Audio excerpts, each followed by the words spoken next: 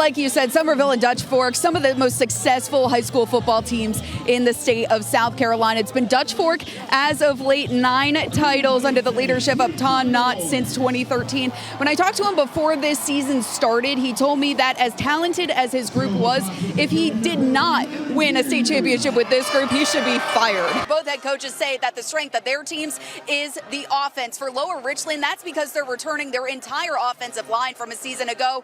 And for Lugoff-Elgin, that's in literal strength. Head coach of the Demons, Jarvis Littlejohn, says that coming into the spring, he only had one player who could squat more than 500 pounds. He now has 10 able to do so, with another 25 squatting over 400 pounds. It'll be strength versus strength here tonight as both teams look to open their season strong. In the 4 years that Bobby Collins has been the head coach at South Point, they have been building to this moment, winning more games every year.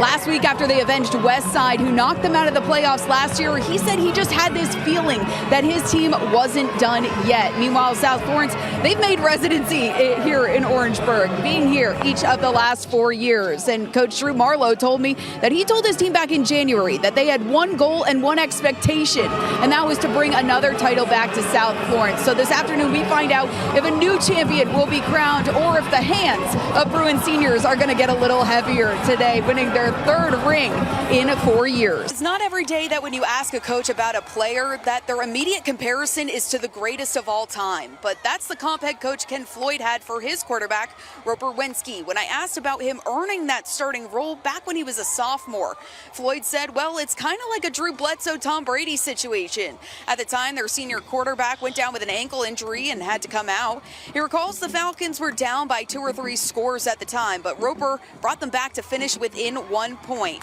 saying that's when it was evident that he was something special. Floyd says Roper had a great next game, and the rest was history.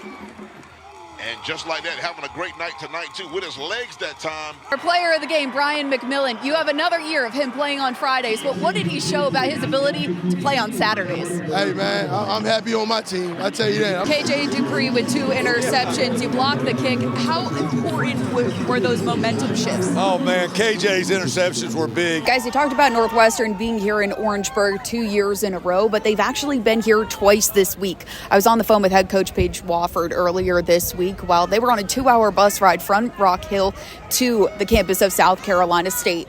Not to practice, but just to practice the bus ride. He says his team has been at home 4 weeks in a row, haven't played on the road since the middle of October, so he wanted them to get back into the practice of a road trip. It wasn't just a rivalry born out of this state championship game between Summerville and Dutch Fork last year, but an actual birth. I was just talking to one of the Dutch Fork assistants. He said that his wife went into labor during this game last year, and tonight they surprised him down on the sidelines. Little Sawyer is here in the crowd with us to witness, I guess, his 2nd state championship between Dutch Fork and Summerville. Guys, head coach Brent LaPrade tells me what brought his team closer together this year was something way bigger than football. He says about 4 weeks into the season, junior linebacker Dan Rella's mother passed away after a battle with cancer. LaPrade says every player made sure to be at her services, and it was a moment he knew that they all meant it when they said their family. And the following week, Rella corralled an onside kick to help win their game against defending state champion Dutch Fork. LaPrade telling me he'll never forget that moment, seeing Rella hold that football over his head. He says he ran right to him on the sidelines after the play and said, "Coach, I asked my mom to get it for me."